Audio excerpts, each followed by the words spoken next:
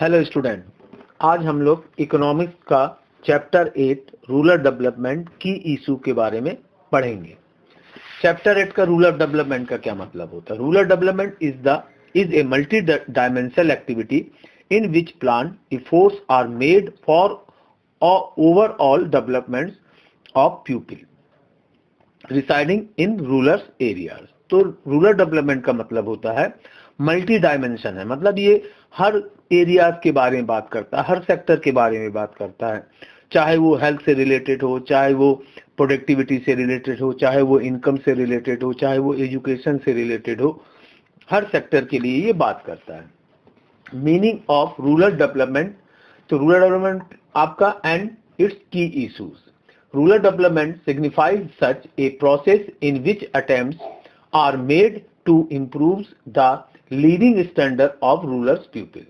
तो rural development में एक प्रोसेस है, एक प्रक्रिया है जो कि अटेम्प्ट करता है इम्प्रूवमेंट के लिए, जो रूरल सेक्टर में जो लोग रहते हैं उनके लिविंग सेक्टर को इम्प्रूव करने के लिए। तो इसी को हम लोग रूरल डेवलपमेंट के नाम से जानते हैं। अब रूरल डेवलपमेंट में कौन कौन से कॉन्सेप्ट इंक्लूड किए जाते हैं? पहला, development in literacy. Second, development improve health और केयर फैसिलिटीज। फिर rural infrastructure development like roads, power and other.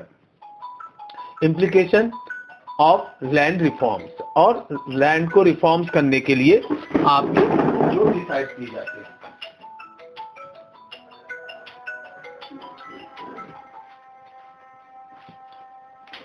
के लिए किए जाते हैं।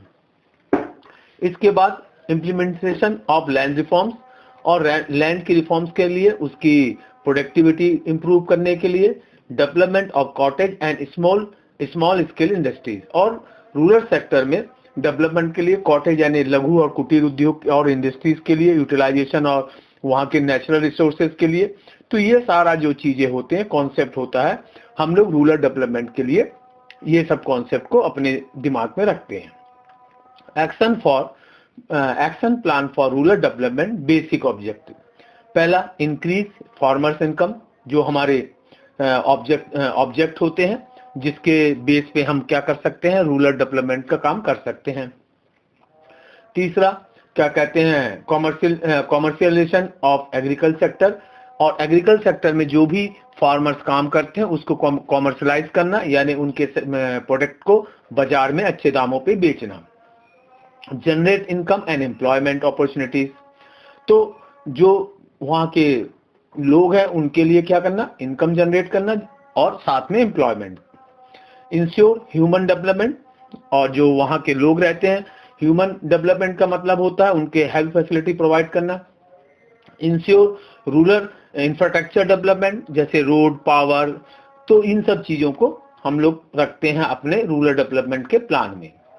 अब रूरल क्रेडिट का मतलब होता है कि जो किसान रहते हैं, जो फार्मर्स रहते हैं, जो रूरल सेक्टर में रहते हैं, उनको अपने काम को करने के लिए पैसों की जरूरत पड़ती है। तो वो हम लोग दो तरीके से उसको डिस्ट्रीब्यूट कर सकते हैं, एक प्रोडक्टिव क्रेडिट और दूसरा अनप्रोडक्टिव क्रेडिट। प्रोडक्टिव क्रेडिट का मतलब होता है रूरल्स को अपने लैंड में एग्रीकल्चर के लिए कभी शॉर्ट टर्म कभी लॉन्ग टर्म बेस पे लोन की जरूरत पड़ती है, पैसों की जरूरत पड़ती है। उसको हम उस बेस पे जब उनको सीड के लिए, फर्टिलाइजर्स के लिए और एग्रीकल्चर इक्विपमेंट्स के लिए जब हम लोन या उधार देते हैं तो उसको हम लोग प्रोडक्टिव क्रेडिट कहते हैं। अनप्रोडक्टिव क्रेडिट जो सोशल ऑब्लिगेशन होते हैं, शादी के लिए, ब्याह के लिए और अदर काइंड्स ऑफ वर्क के लिए, तो उसको हम लोग अनप्रोडक्टिव क्रेडिट कहते हैं। Kind of needs for agriculture credit, अब ये कितने तरह के होते हैं और उनकी जरूरत क्यों है? तो पहला तो होता शॉर्ट टर्म, यानी कि एक फसल के लिए या शॉर्ट टर्म। दूसरा होता मीडियम टर्म क्रेडिट, जहां की हम लोग उनको क्या कहते हैं, आपको एनिमल्स परचेज के लिए, इक्विपमेंट परचेज के लिए या उनके इम्प्रूवमेंट के लिए, तो इनके लिए देते हैं। लॉन्ग टर्म से जो 15 साल, ठीक है, लॉन्ग टर्म मतलब 15 साल के लगभग 5 साल से 15 साल, मीडियम के लिए 15 महीने से 5 साल के लिए। तो इस तरह से टाइम वाइज हम लोग क्या करते हैं, उनके क्रेडिट को डिस्ट्रीब्यूट कर सकते हैं। अब source of agriculture credit India, अब किस तरह से कौन कौन से सोर्स हैं जो कि उनको ये फैसिलिटी प्रोवाइड करता है। पहला non institution source, money lenders. Money lenders मतलब जो आपके वहां के साहूकार होते हैं या जमींदार होते हैं, वो कहलाते हैं नॉन इंस्टीट्यूशनल सोर्सेज कहलाते हैं। इंस्टीट्यूशनल सोर्सेज जो कॉमर्शियल बैंक होते हैं, रीजनल या रूरल बैंक होते हैं, कोऑपरेटिव क्रेडिट सोसाइटीज होती हैं, तो जो कि एक प्रॉपर वे में और एक प्रॉपर सिस्टम को फॉलो करती है, उनको हम लोग इंस्टीट्यूशनल सोर्सेज कहते हैं। और नॉन इंस्टीट्यूशनल का मतलब जब हम किसी मनी लेंडर से या किसी साहूकार से जब हम पर्सनल रिलेशन के बेस पे हम जब उनसे लोन लेते हैं तो उनको नॉन इंस्टीट्यूशनल सोर्सेज के नाम से जानते हैं। अब ये जो नॉन मनी लेंडर्स होते हैं वो दो तरह के होते हैं, एक प्रोफेशनल होते हैं, एक नॉन प्रोफेशनल होते हैं। जो प्रोफेशनल होते हैं ये इनका बेसिक काम या प्रोफेशन ही होता है लोगों को पैसा उधार देना और उससे इंटरेस्ट के तौर पे इनकम जनरेट करना। और जो नॉन प्रोफेशनल मनी लेंडर्स होते हैं ये जो होते हैं ये अलग अलग जैसे दुकानों से या क्या कहते हैं मोस्टली जो जमींदार होते हैं और रिच बिजनेस क्लासेस पीपल्स होते हैं, ये ग्रुप उसमें आ जाते हैं। अब इसके डिसएडवांटेज क्या होते हैं? डिसएडवांटेज ये है कि जो नॉन इंस्टीट्यूशनल सोर्स होते हैं वो हाई रेट ऑफ इंटरेस्ट लेते हैं, मैनिपुलेशन करते हैं अपने अकाउंट्स में, यानी जो उधार लेते हैं उनको परेशानी होती है, उनके अकाउंट्स को कोई प्रॉपर मेंटेन नहीं करता, फिर unpaid service taken for the borrowers. तो इस तरह की डिसएडवांटेज इसमें होते हैं। इंस्टीट्यूशनल में जैसे कॉमर्शियल बैंक, जैसे आप जानते हैं कि जो इंडिया में जो अपने नेशनलाइज्ड बैंक है या अदर बैंक्स हैं, है ना, तो वो बैंक जो होते हैं आपके जैसे 1969 में 14 बैंकों को नेशनलाइजेशन कर दिया और फिर 1980 में 6 बैंकों को और नेशनलाइज कर दिया। उसकी वजह यही थी सबसे बड़ा कि जो इंडियन गवर्नमेंट थी वो अपने रूरल सेक्टर में अपने बैंकिंग सेक्टर को मजबूत करना चाहती थी, जिसके लिए नेशनलाइज किया गया, जिससे कि किसानों और एक कॉमन पर्सन को आसानी से लोन प्रोवाइड हो सके। Problem of credit of commercial banks. अच्छा, तो expansion of banks branches in rural areas has the increase the operational cost of banks. जब एक्सपेंशन करते हैं हम लोग बैंकों ब्रांचों को, जब हम किसी रूरल सेक्टर में डालते हैं तो उससे उनका एरिया जो बढ़ जाता है, जिससे उनकी कॉस्ट भी क्या हो जाती है, हाई हो जाती है। Waving of farmers loan has created financial problem before banks. तो ये इसके क्या हो गए, प्रॉब्लम्स हो गए। रूरल और रीजनल बैंक जिसको हम लोग RRBS के नाम से जानते हैं, इनको कब लाया गया? 1976 में। किसके लिए लाया गया? रूरल सेक्टर में फार्मर्स और वहाँ के पीपल्स को इजी वे में लोन प्रोवाइड करने के लिए। फिर उसके बाद आता कॉर्पोरेटिव क्रेडिट सोसाइटीज हैं। ये सोसाइटी क्या होती हैं? ये बहुत ही मतलब ओल्ड हिस्ट्री है इनकी। ये पहले से ही आप हमारे सोसाइटी में इन्वॉल्व थे। Through the cooperative credit movement was started in 1904 में, but it could take is the क्या कहते हैं आपके, ये उस तरह से काम नहीं कर पाते थे जिस तरह से इनकी तैयार किया गया था। तो ये सबसे पुराना एक इंस्टीट्यूशन है जो आपके रूरल सेक्टर में लोन प्रोवाइड करती है। फिर प्राइमरी कोऑपरेटिव क्रेडिट सर्विस। तो इस तरह से ये सारी इंस्टीट्यूशन है जो कि आपके किस नाम से जाना जाता है? इनको इंस्टीट्यूशनल सोर्सेस के तहत इनको जाना जाता है। इसके बाद बारी आती है लैंड डेवलपमेंट बैंक, है ना, और फिर नाबार्ड। नाबार्ड क्या है? NABARD it is the apex banking institution providing finance for agriculture and rural development. तो नाबार्ड क्या करती है? ये लोन प्रोवाइड करती है, ये मदद प्रोवाइड करती है, फाइनेंस करती है। किसके लिए? एग्रीकल्चर और रूरल सेक्टर के लिए। NABARD was established 12 July 1982 with the paid up capital of 100 crore having 50:50 contribution of Indian government and RBI। यानी इसकी जो इस्टेब्लिशमेंट था 1982 में हुआ। इसकी जो उस समय कैपिटल थी 100 करोड़ की थी और इसको 50% आपके RBI ने और इंडियन गवर्नमेंट ने मिलकर इसको स्टार्ट किया था। तो इसको एक्चुअल में इसका मोटिव यही था कि जो आपके रूरल सेक्टर है वहां पे फाइनेंस से रिलेटेड सर्विस प्रोवाइड करना, किससे? एग्रीकल्चर और रूरल सेक्टर के लिए। फंक्शन ऑफ नाबार्ड के क्या होता है? to provide short and medium and long term credits, state cooperative banks, RRBS, land development banks and other financial institution approve by the RBI. तो ये क्या करती है, इन इंस्टीट्यूशन के थ्रू जिनको आरबीआई ने क्या किया है, आपका अप्रूव किया, उनके थ्रू ये क्या करती है, फार्मर्स को और एग्रीकल्चर वर्क के लिए फाइनेंस हेल्प प्रोवाइड करती है। To grant long term loans to state government for subscribing to the share capital of cooperative society, to serve as the refinancing agency for the institution providing finance to rural and agriculture development। तो ये क्या करती है, सर्व करती है refinancing agency के तौर पे, किस लिए करती है, रूरल एंड एग्रीकल्चर डेवलपमेंट के लिए। तो ये नाबार्ड के क्या हो गए, आपके फंक्शन हो गए। Problem of agriculture credit in India. अब हमारे इंडियन एग्रीकल्चर क्रेडिट में कौन कौन सी प्रॉब्लम्स हमको देखने को मिलती है। पहला, lack of adequate institution finance.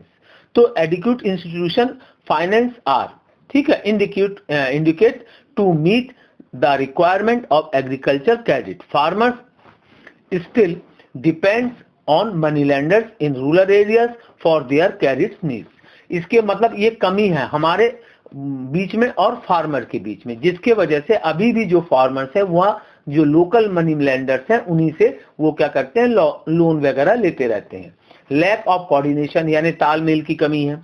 Lack paper work, long paper work, जो हमारे इस तरह के इंस्टीट्यूशन है यहाँ से लोन लेने के लिए काफी लंबा चौड़ा फॉर्मेलिटीज को फॉलो करना पड़ता है, यानी कि लंबा पेपर वर्क होता है।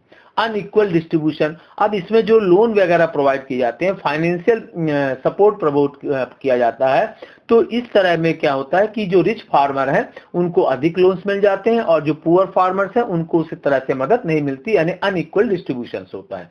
तो ये प्रॉब्लम है हमारी क्रेडिट पॉलिसी एग्रीकल्चर इंडिया में।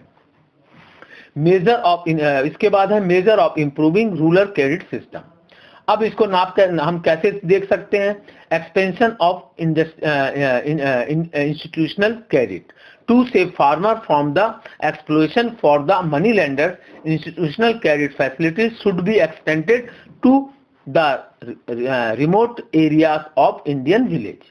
तो हम इसको एक्सपेंशन कैसे मेजर इंप्रूव कर सकते हैं हम लोग, हमको चाहिए कि अगर हम चाहते हैं अपने फार्मर को इन शोषण से बचाने के लिए या मनी लेंडर से बचाने के लिए, तो हमको अपने जो सर्विसेज हैं इससे रिलेटेड रूरल और रिमोट सेक्टर में हमको इसको बढ़ाना पड़ेगा। क्रेडिट और इजी कंडीशन, यानी हमें जो पेपर लॉन्ग काफी लंबा चौड़ा प्रोसेस होता है और काफी कंडीशन उसमें अप्लाई की जाती है, उसको इजी बनाना पड़ेगा। Coordination in various financial institution, हमारे यहाँ कई तरह के फाइनेंशियल इंस्टीट्यूशन जो वर्क कर रहे हैं गवर्नमेंट सेक्टर में, उनके बीच में कोऑर्डिनेशन बनाने की जरूरत है। Timely and adequate availability of credit, और अपने प्रोसेस को इस तरह से बनाना है कि जिससे कि हम फार्मर्स की रिक्वायरमेंट के हिसाब से शॉर्ट टाइम में उनको उधार दे सके। एलिमिनेशन ऑफ मिडिलमैन, दलालों को कम करना पड़ेगा। तो इस तरह से हम क्या कर सकते हैं, अपने सिस्टम को इंप्रूव कर सकते हैं।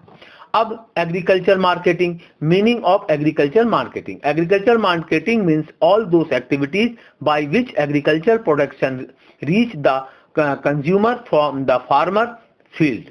यानी एग्रीकल्चर मार्केटिंग का मतलब होता है कि एग्रीकल्चर में मतलब फार्मर जो भी प्रोड्यूस कर रहा है उसको उसके खेत से कंज्यूमर तक पहुंचा देना। In other words, agriculture marketing include all process between harvesting and final sale of the produce by the farmer. और या दूसरे शब्दों में कहें अगर कि हम एग्रीकल्चर मार्केटिंग का मतलब है कि फार्मर जो भी प्रोड्यूस कर रहा है उसको सेल आउट करना या उसको कंज्यूमर तक पहुंचा देना। Necessary feature of well organised agriculture marketing. अब क्या नेसेसिटीज होनी चाहिए कि हम अगर मान के चलें, क्या विशेषता होना चाहिए एक वेल ऑर्गेनाइज्ड एग्रीकल्चर मार्केटिंग के लिए। पहले, number of the intermediate should be minimise, यानी बीच के जितने भी दलाल हैं उनको मिनिमाइज कम कर दिया जाए। Interest of both produce and seller should be safe guarded, यानी जितने भी इसमें प्रोड्यूसर हैं या सेलर हैं उनको सुरक्षा मिलना चाहिए। इस तरह से हम क्या कर सकते हैं, अपने मार्केटिंग सिस्टम को वेल ऑर्गेनाइज कर सकते हैं। Present system of agriculture marketing in India, हमारे देश में अभी एट ए प्रेजेंट टाइम में किस तरह की मार्केटिंग सिस्टम को हम लोग फॉलो कर रहे हैं। पहला लोकल मार्केट, लोकल मार्केट में क्या आ जाता है, indebtedness of farmers, poverty, lack of shortage facilities, lack of appropriate surplus of the products for sale, lack of appropriate transportation facility. तो लोकल मार्केट में मतलब होता है जब जो फार्मर है अपने आसपास के विलेज में के मार्केट में, वीकली मार्केट हो या अदर मार्केट हो, वहां पे अपने जो ग्रेन्स है उसको वो क्या करता है, सेल्स कर देता है, या जो लोकल ट्रेडर्स होते हैं, महाजन्स होते हैं, उनको क्या करता है, अपनी जरूरतों के लिए उसको सेल आउट कर देता है। और उसकी वजह जैसे मैंने बताया प्रॉपर्टी है, लैक ऑफ स्टोरेज फैसिलिटीज है, तो जिसकी वजह से वो अपने पास क्या नहीं कर सकता, उसको स्टोर नहीं कर सकता या अपनी मर्जी से एक सुटेबल प्राइस पे उसको सेल आउट नहीं कर पाता। अनरेगुलेटेड मार्केट्स, हमारे यहाँ जो भी मार्केट्स हैं वो रेगुलेट नहीं है, वो उनमें रेगुलेशन नहीं है। लार्ज नंबर ऑफ जो इंटरमीडिएट्स होते हैं play active role in the such dealing, तो वो पुअर फार्मर्स जो होता है वो अपने क्रॉप्स को एक्चुअल प्राइस में मार्केट में सेल आउट नहीं कर पाता। Regulate market in such market sale purchase of agriculture products take place under the provisions of state agriculture product act. अब जो आपके रेगुलेट मार्केट होते हैं वो स्टेट गवर्नमेंट के एग्रीकल्चर प्रोडक्ट एक्ट के अंतर्गत क्या करते हैं, अपने मार्केट को ओपन खोलते हैं और वहां से वो फार्मर के प्रोडक्ट को खरीदते हैं या बेचते हैं। Defects of the agriculture marketing, अब बारी आती है क्या कमियां हैं इसमें। पहला फोर्स सेल, यानी अधिकांश जो फार्मर होते हैं वो पुअर होते हैं और उनके पास क्या नहीं होता कि वो वेट नहीं कर सकते बेटर प्राइस के लिए, तो एक तरह से अपनी जरूरतों को पूरे करने के लिए वो फोर्सली उसको सेल आउट कर देते हैं। लैक ऑफ ट्रांसपोर्टेशन, अब जो इंटीरियर सेक्टर में है या रिमोट सेक्टर में बिलोंग करते हैं उनके पास वो फैसिलिटी नहीं होती ट्रांसपोर्ट की कि उसको लाके एक सुटेबल प्लेटफॉर्म में अपने यहाँ माल को बेच सकें। लैक ऑफ इंस्टीट्यूशनल फाइनेंस, और इस तरह की कमियां हमारे यहाँ फाइनेंशियल इंस्टीट्यूशन की जिसमें फार्मर अपने आप प्रोडक्ट को सेल आउट कर सके। लैक ऑफ ऑर्गेनाइजेशन, इनका कोई ऑर्गेनाइजेशन नहीं, मदद करने वाला नहीं है। तो ये सारी कमियां हैं, डिफेक्ट्स हैं हमारी एग्रीकल्चर मार्केटिंग की।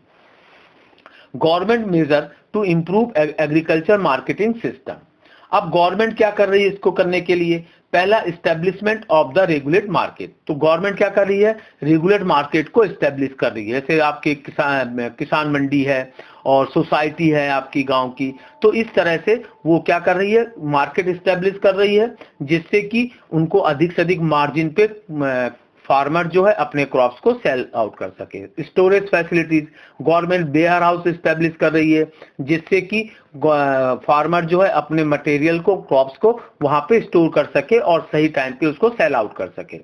Construction of village storage, village में स्टोरेज बनाए जा रहे हैं। ग्रेडिंग एंड स्टैंडर्डाइजेशन, गवर्नमेंट क्या कर रही है, उन क्रॉप्स को ग्रेडिंग कर रही है और स्टैंडर्डाइज कर रही है जिससे कि अच्छे क्रॉप्स को अच्छे प्राइस प्रोवाइड किया जा सके। तो ये सारे गवर्नमेंट की मेजर हैं जिसके थ्रू वो क्या कर रही है, अपने मार्केट को एस्टेब्लिश कर रही है। अब दिया suggestion for improvement in agriculture marketing system, अब हम लोग क्या कर सकते हैं कि और उसको बेहतर बनाया जा सके। Regulated market should be established in remote and backward areas where farmers can sell their agriculture products at fair price, हमें क्या करना चाहिए, रिमोट एरियाज में अपने मार्केट एस्टेब्लिश करना चाहिए जिससे कि उनको जो फार्मर है वहां अपने क्रॉप्स को सेल आउट कर सके। Maximum agriculture product should be standardised for providing, तो मैक्सिमम जो हमारे क्रॉप्स हैं उनको ग्रेड या स्टैंडर्डाइज करना चाहिए जिससे कि अच्छे क्वालिटी के क्रॉप्स को या ग्रेन को अच्छी प्राइस मिल सके। तो ये इस तरह के सजेशंस हैं जिसके थ्रू हम लोग क्या कर सकते हैं, अपने मार्केटिंग सिस्टम को इम्प्रूव कर सकते हैं।